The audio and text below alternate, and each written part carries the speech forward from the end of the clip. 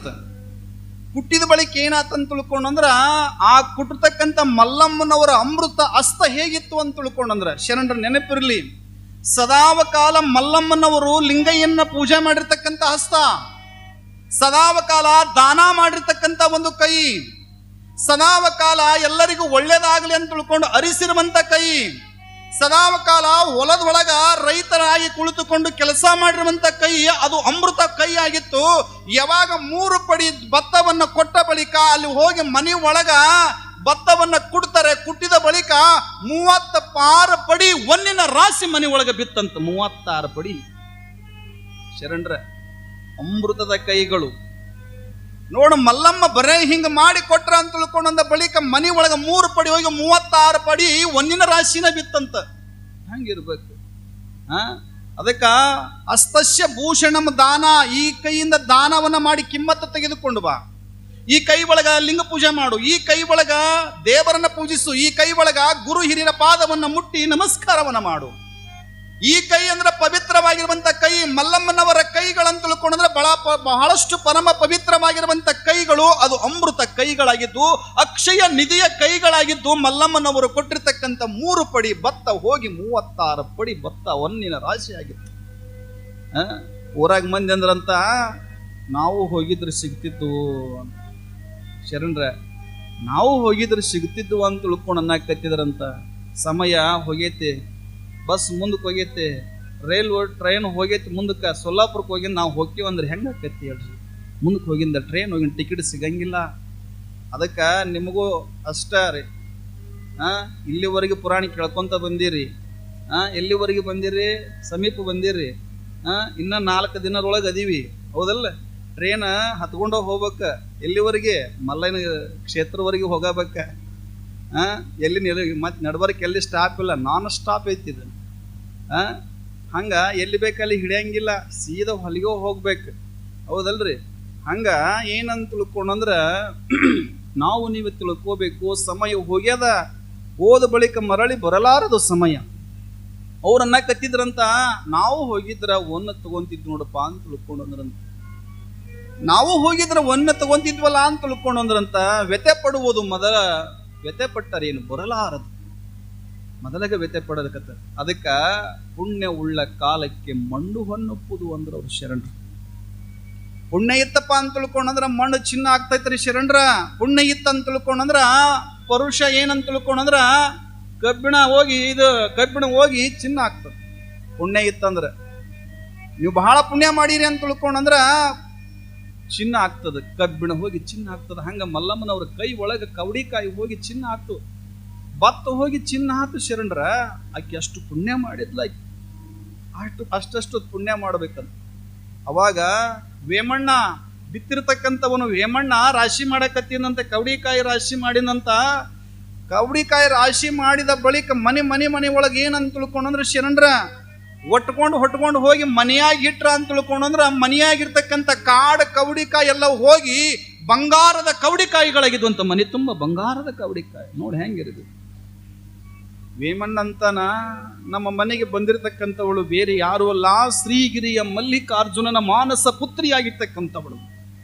ಇವಳು ನಮ್ಮ ಮನೆಗೆ ಪಾದ ಇಟ್ಟಿರ್ತಕ್ಕಂಥವಳು ಬೇರೆ ಯಾರು ಅಲ್ಲ, ಮಹಾಲಕ್ಷ್ಮಿಯ ನಮ್ಮ ಮನೆ ಒಳಗೆ ಬಂದು ನಿಂತುಕೊಂಡಾಳ. ಅದಕ್ಕೆ ನಮ್ಮ ಮನೆ ಒಳಗೆ ಸದಾಕಾಲ ಲಕ್ಷ್ಮಿಯ ತಾಂಡವಾಡ್ತಾಳ ಅಂತ ತಿಳ್ಕೊಂಡು ವೇಮನ ಹೇಳಿದ. ನೋಡಿ ಹೆಂಗಿರ್ಬೇಕು ವೇಮನ. ಅವಳ ಸದ್ಬೋಧಿಯಿಂದ ವೇಮನನು ಕೂಡ ಮುಂದೊಂದು ದಿನ ತ್ಯಾಗಿಯಾಗಿ ಹೋಗ್ತಾನೆ. ಅದ್ರ ಬಗ್ಗೆ ಮುಂದೆ ಬೇರೆ ಇರ್ತದೆ.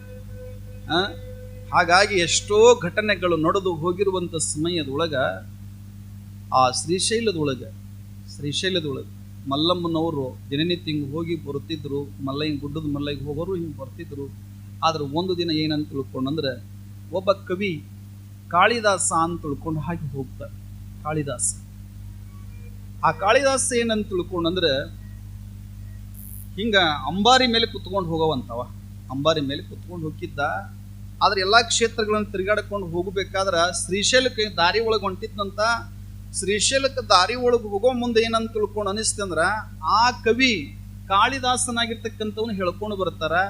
ಆ ಕವಿ ಏನಂತ ತಿಳ್ಕೊಂಡಂದ್ರ ವಿಷ್ಣು ಪರಮಾತ್ಮನ ಮೇಲೆ ಬಹಳಷ್ಟು ಭಕ್ತ ಅವ ಏನಂತ ತಿಳ್ಕೊಂಡಂದ ಶ್ರೀಶೈಲದ ಮಾರ್ಗವಾಗಿ ಹೋಗ್ಬೇಕಾದ್ರೆ ನಾ ಶ್ರೀಶೈಲ ನೋಡಬಾರದು ಅನ್ನಂತವ ಕಣ ಮುಚ್ಚಿಕೊಂಡು ಅಂತ ನೋಡ್ರವ ಹೆಂಗಿರ್ಬೇಕು. ಶ್ರೀಶೈಲಂ ಶಿಖರ ದರ್ಶನಂ, ಶ್ರೀಶೈಲ ಶಿಖರ ದರ್ಶನಂ ಪುನರ್ಜನ್ಮ ನ ವಿದ್ಯತಿ ಅಂತ ಕರೀತಾರೆ. ಶ್ರೀಶೈಲ ಶಿಖರ ದರ್ಶನ ದೃಷ್ಟ್ವಾ ಪುನರ್ಜನ್ಮ ನ ವಿದ್ಯತಿ. ಶ್ರೀಶೈಲ ದರ್ಶನಂ ಅನೇಕ ಜನ್ಮ ಪಾಪನಾಶ ಅಂತ ತಿಳ್ಕೊಂಡು ಎಲ್ಲರೂ ವೇದಗಳು ಎಲ್ಲ ಹೇಳಿಕೊಂಡು ಬರುತ್ತದ. ಶ್ರೀಶೈಲವನ್ನ ದರ್ಶನ ಮಾಡಿದ್ರೆ ಸಾಕು, ನಿಮಗೆ ಏನೆಲ್ಲ ಕೂಡ ಪಾಪಗಳ ನಾಶವಾಗಿ ಪುಣ್ಯ ಪ್ರಾಪ್ತವಾಗತ್ತಾ ಅಂತ ತಿಳ್ಕೊಂಡು ಹೇಳುವಂತ ಸಮಯದೊಳಗ ಕವಿ ಏನಂತಾನ ಅವನಗ, ನಾನು ವಿಷ್ಣು ಭಕ್ತ ಇದೀನಿ, ಹರನ ನೋಡಬಾರ್ದು, ಶಿವನ ನೋಡಬಾರ್ದು, ನಾನು ಶಿವನ ಕ್ಷೇತ್ರವನ್ನ ನಾನು ನೋಡಬಾರ್ದು ಅಂತ ತಿಳ್ಕೊಂಡು ಏನ್ ಮಾಡಿದಂತ ಅಂಬಾರಿ ಮೇಲೆ ಹೋಗ್ಬೇಕಾದ್ರೆ ಕಣ್ಣು ಮುಚ್ಕೊಂಡು ಹೋದಂತ ಕಣ್ಣು ಮುಚ್ಕೊಂಡು ಹೋದಂತ ಅವ ಕಣ್ಣು ಮುಚ್ಕೊಂಡು ಹೋಗಿ ಏನಂದ್ರೆ ಶಿವ ಕಣ್ಣು ಮುಚ್ಚೇನಂದ್ರೇನ ನಾವೇನೇನ್ ಮಾಡಕತ್ತೀವಿ ಅವೆಲ್ಲ ಗೊತ್ತಿರ್ತೈತೆ ಅವ್. ನೀವು ಇಲ್ಲಿ ಕುತ್ಕೊಂಡು ಏನ್ ಪುರಾಣ ಕೇಳಕತ್ತೀರಿ, ಯಾರ್ಯಾರು ಪುರಾಣ ಕೇಳಿರಿ, ಎಷ್ಟು ಚಂದ ಪುರಾಣ ಕೇಳಿರಿ, ಅವೆಲ್ಲ ಗೊತ್ತೈತಿ.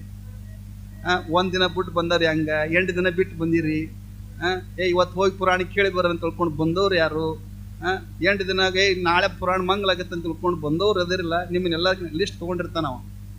ಏನ್ರಿ ಹೆಂಗ ಅಲ್ಲಿ ಸಾಕ್ಷಿ, ಇಲ್ಲಿ ಸಾಕ್ಷಿ ಅದಾನ, ಅಲ್ಲೊಬ್ಬ ಸಾಕ್ಷಿ ಅದಾನ. ಎಲ್ಲಿ ಶ್ರೀಶೈಲದಾಗ ನೀವೇನು ಬಂದಿರಲ್ಲ, ಬರೋರು ಎಷ್ಟು ಮಂದಿ ಬಂದಿರಿ, ಎಷ್ಟು ಮಂದಿ ಹೋಗೋ ನಡೆದೈತಲ್ಲ, ಆ ಶ್ರೀಶೈಲದಾಗ ಒಬ್ಬ ಸಾಕ್ಷಿ ಗಣಪತಿ ಅದಾನ. ನಿಮ್ಮ ಹೆಸರೇನು, ನಿಮ್ಮ ಗೋತ್ರ ಏನು, ನಿಮ್ಮ ಅಪ್ಪ ಯಾರು, ನಿಮ್ಮ ಅವ್ವ ಯಾರು, ಎಲ್ಲಿಂದ ಬಂದಿರಿ ಎಲ್ಲ ಕೇಳ್ತಾನವ. ಯಾರ ಮುಖಾಂತರ ಅಲ್ಲಿ ಪುರೋಹಿತ ಇರ್ತಾನ, ಅವನ ಮುಖಾಂತರ ಸಾಕ್ಷಿ ಗಣಪತಿ ಎಲ್ಲ ಕೇಳ್ತಾನವ. ಕೇಳ್ತಾನಿಲ್ರಿ, ನಿಮ್ಮ ಹೆಸರೇನು, ನಿನ್ನ ಗಂಡನ ಹೆಸರೇನು, ನಿಮ್ಮ ಅಪ್ಪ ಯಾರು, ನಿಮ್ಮ ಅವ್ವ ಯಾರು, ನಿಮ್ಮ ಗೋತ್ರ ಯಾವುದು ಅಂತ ತಿಳ್ಕೊಂಡು ಎಲ್ಲ ಕೇಳಿದ ಬಳಿಕ ಅವಾಗ ಅಂತಾನ ನಡ್ರಿ ಅಂತ ತಿಳ್ಕೊಂಡಂತಾನ. ಅಲ್ಲೊಬ್ಬ ಸಾಕ್ಷಿ ಗಣಪತಿ ಅದಾನ, ಅವ ಹೇಳ್ತಾನ ನೀವು ಶ್ರೀಶೈಲಕ್ಕೆ ಬಂದಿರೋ ಇಲ್ಲ ಅಂತ ತಿಳ್ಕೊಂಡು ಅವ ಹೇಳ್ತಾನಂತ. ಯಾರಿಗೆ? ಅವ್ರ ಅಪ್ಪಗೆ ಹೇಳ್ತಾನ, ಅವ್ರು ಹೋಗಿ ಹೇಳ್ತಾನ. ಹಿಂಗೆ ಬಂದಿದ್ರಾಳ ಅವ್ರು ಬಂದು ಹೋಗ್ಯಾರ ನನಗೆ ಗೊತ್ತೈತೆ ಅಂತ ತಿಳ್ಕೊಂಡು ಅವ ಲಿಸ್ಟ್ ತೊಗೊಂಡಿರ್ತಾನಂತ. ಅವ ಲಿಸ್ಟ್ ತೊಗೊಂಡಿರ್ತಾನ. ಮತ್ತೆ ನೀವೆಲ್ಲ ಕುತ್ಕೊಂಡಿರಲ್ಲ, ನೀವು ಅಂತೀರಿ ಇಲ್ಲ ಬಿಡಪ್ಪ ನಡೀತೈತಿ, ಒಂದಿನ ಬಿಟ್ಟು ಹೋದ್ರೆ ಒಂದಿನ ಬಿಟ್ಟು ನಡೀತೈತಿ ಅಂತ ತಿಳ್ಕೊಂಡಲ್ಲ. ಅವು ಎಲ್ಲರಿಗೂ ಗೊತ್ತಿರ್ತೈತಿ, ಯಾರ್ಯಾರು ಏನೇನು ಕೇಳಿರಿ, ಒಂದಿನ ಕೇಳಿದ್ರಿ, 2 ದಿನ ಕೇಳಿರಿ, ಏನೇನು ಇರ್ತೈತಿ ಎಲ್ಲ ಪುಣ್ಯ ಕೊಡ್ಬೇಕು, ಕೊಡ್ತಿರ್ತಾನ. ಹೌದಲ್ಲ? ಅವ ಏನೇನು ಕೊಡ್ಬೇಕೆಲ್ಲ ಕೊಟ್ಟಿರ್ತಾನವ. ಹೆಂಗೆ ಕೊಡ್ಬೇಕು ಹೆಂಗಿಲ್ಲ ಅಂತ ತಿಳ್ಕೊಂಡು ಹಂಗ ಕವಿ ಅಂತಾನ. ಅವನ್ನ ತಿಳ್ಕೊಂಡಂದ ಇಲ್ಲಿ ಶಿವನ ನಾನು ನೋಡಕ್ಕಾಗಂಗಿಲ್ಲ ನಂತವ, ನೋಡಂಗಿಲ್ಲ ನಾನು ತಿಳ್ಕೊಂಡಂತ ಕಣ್ಣು ಮುಚ್ಕೊಂಡು ಹೊಂಟಂತವ. ಕಣ್ಣು ಮುಚ್ಕೊಂಡು ಹೋದಂತ ಅಂಬಾರಿ ಮೇಲೆ ಕುತ್ಕೊಂಡಂತ ಕಣ್ಣು ಮುಚ್ಕೊಂಡು ಹೋಗೋದ್ರೊಳಗೆ ಏನು ಶ್ರೀಶೈಲ ಕ್ಷೇತ್ರವನ್ನ ದಾಟಿ ಇದು ಶ್ರೀಶೈಲ ಕ್ಷೇತ್ರ ದಾಟೋತನ ಕಣ್ಣು ಮುಚ್ಚಿದ್ದು ತೆಗಿಬಾರ್ದಂತ ತಿಳ್ಕೊಂಡು ಹೋಗೋದ್ ಬಳಿಕ ಏನಂತ ತಿಳ್ಕೊಂಡ ದಾಟಿದ ಬಳಿಕ ಕಣ್ಣು ತೆಗಿಬೇಕಂತ ತಿಳ್ಕೊಂಡಂತನ ಕಣ್ಣ ಕಾಣವಲು. ಶರಣ್ರ ಕಣ್ಣು ತೆಗಿಬೇಕಂತ ತಿಳ್ಕೊಂಡಂತನ ಕಣ್ಣ ಕಾಣಲಿಲ್ಲ ಅಂತ. ನಾ ಎಂತವನು, ಏನ್ ಕತ್ತಿ, ನಾನು ವಿಷ್ಣು ಭಕ್ತದೀನಿ, ನನ್ನಂತ ಭಕ್ತರು ಯಾರದಾರ, ಮನುಷ್ಯನೊಳಗನ ಕತ್ತನಂತ ನನ್ನಂತ ಭಕ್ತರು ಯಾರದಾರ ಶರಣ್ರ, ನನ್ನಂತ ಭಕ್ತರು ಯಾರದಾರ, ನಾನು ಪರಮ ಭಕ್ತದೀನಿ ಅಂತಾನ. ನಿಮ್ಮ ಒಳಗ ನಾವು ಇಂಥ ಭಕ್ತರು ಅಂತ ತಿಳ್ಕೊಂಡು ಮನುಷ್ಯನೊಳಗೆ ಬರಬಾರ್ದು. ಶಿವ ಬೇರೆ ಅಲ್ಲ, ವಿಷ್ಣು ಬೇರೆ ಅಲ್ಲ. ಶರಣ್ರ ನೆನಪಿರಲಿ, ಶಿವ ಬೇರೆ ಅಲ್ಲ, ವಿಷ್ಣು ಬೇರೆ ಅಲ್ಲ. ಆದ್ರೆ ಅವನು ಮನಸ್ಸಿನೊಳಗೆ ಏನು ಹುಟ್ಟ್ಯದ ಅಂತ ತಿಳ್ಕೊಂಡಂದ್ರ ನನ್ನ ದೃಷ್ಟಿ ಒಳಗೆ ಶಿವ ಬೇರೆ ವಿಷ್ಣು ಬೇರೆ ಅಂತ ತಿಳ್ಕೊಂಡಿದ್ದ. ಶಿವನ ಸ್ಥಳವನ್ನ ನೋಡಬಾರ್ದು, ಶಿವನ ದರ್ಶನ ನನಗೆ ಆಗಬಾರ್ದು ಅಂತ ತಿಳ್ಕೊಂಡು ಕಣ್ಣು ಮುಚ್ಚಿಕೊಂಡು ಹೋದ. ಕ್ಷೇತ್ರವನ್ನ ದಾಟುವುದೊಳಗೆ ಕಣ್ಣನ್ನು ಕಾಣಲಿಲ್ಲ ಅಂತ. ಕಣ್ಣು ಕಾಣಲಿಲ್ಲ. ಅವ ಅಂದ ಏನಿದು ಅಂದವ. ಅದಕ್ಕೆ ನಮ್ಮ ಒಳಗೆ ಏನಿರ್ಬೇಕು, ನಾನು ಅಂತ ತಿಳ್ಕೊಂಡಿರಬಾರ್ದು. ಏನ್ರಿ, ಈಗ ಸಿಟಿ ಒಳಗೆ ಹೋಗಿ ಒಂದು ಬ್ಯಾಟ್ರಿ ತಂದಿರಿ, ಬ್ಯಾಟ್ರಿ ಚಲೋ ಒಂದು ಫಿಲಿಪ್ಸ್ ಬ್ಯಾಟ್ರಿ ತಂದಿರಿ. ಈಗೆಲ್ಲ ಮೊಬೈಲಾಗ ಬ್ಯಾಟ್ರಿ ಬಂದಿತ್ತು ಕರೆ, ಅವಾಗೆಲ್ಲ ಚಲೋ ಬ್ಯಾಟ್ರಿ ಇರ್ತಿದ್ವು, ಅವು ಶೆಲ್ ಹಾಕೋ ಬ್ಯಾಟ್ರಿ ಇರ್ತಿದ್ವಲ್ರಿ. ಒಂದು ಬ್ಯಾಟ್ರಿ ತಂದ್ರಿ, ಚಲೋ ಬ್ಯಾಟ್ರಿ ತಂದಿರಿ, ಶೆಲ್ ಹಾಕೊಂಡು ಬಂದಿರಿ. ಬಂದ ಬಳಿಕ ಏನಾಗೈತಿ ಅಂತ ತಿಳ್ಕೊಂಡು ಬ್ಯಾಟ್ರಿ ಹಚ್ಚಾಕತ್ತೀರಿ, ಒಟ್ಟ ಬ್ಯಾಟ್ರಿ ಹತ್ತವಲ್ದು. ಏನಾಗಿರ್ಬೇಕ್ರಿ? ಶೆಲ್ ಹೋಗೈತಿ, ಶೆಲ್ ಹೋಗೈತಿ ಅಂತ ತಿಳ್ಕೊರಿ. ಒಬ್ರು ಏನಂದ್ರು, ಮತ್ತ ಶೆಲ್ಲೂ ಅದಾವ್ರಿ, ಚಲೋ ಅದಾವ್ರಿ, ಆದ್ರೆ ಬ್ಯಾಟ್ರಿ ಹತ್ತವಲ್ದು. ಏನಾಗಿರ್ಬೇಕ್ರಿ? ಬಲ್ಪ್ ಆಗಿರ್ಬೇಕು. ಆದ್ರೆ ಶೆಲ್ಲೂ ಬರಬರಿ ಅದಾವ, ಬಲ್ಪುನ ಐತ್ರಿ, ಬ್ಯಾಟ್ರಿ ಹತ್ತವಲ್ರಿ. ಬಟನೂ ಬರಬರಿ ಐತ್ರಿ.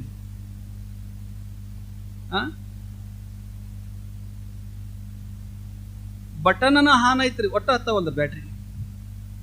ಏನಾಗಿರ್ಬೇಕು ರೀ? ಬಟನ್ ಹಾನನ್ನ ಐತಿ, ಶೆಲ್ಲನು ಬರೋಬರಿ ಐತೆ, ಲೈಟ್ನು ಬರೋಬರಿ ಐತಿ. ಯಾರೋ ಒಬ್ರು ಅಂದ್ರು ಏನಂತ, ಇಲ್ರಿ ಅವ್ರ ಬಟ ಏನಂತ ತಿಳ್ಕೊಂಡ್ರೆ ಬ್ಯಾಟ್ರಿ ಹಚ್ಚಿದವ್ರು ಮಠ ಮಧ್ಯಾಹ್ನದಾಗ ಹಚ್ಚಾರ, ಅದಕ್ಕೆ ಕಾಣವಲ್ದಂದ್ರ.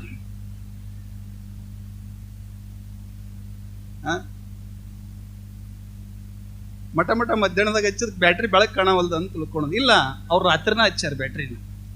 ಶರಣರ ನೆನಪಿರ್ಲಿ, ಏನಂತ ತಿಳ್ಕೊಂಡ್ರ ಮಠ ಮಧ್ಯಾಹ್ನದಾಗ ಬ್ಯಾಟ್ರಿ ಹಚ್ಚಿಲ್ಲ, ಬಟನ್ ಹಾನ್ ಅದ, ಬಲ್ಪ್ನು ಹೋಗಿಲ್ಲ, ಶೆಲ್ಲನು ಬರಬರಿ ಅದಾವ.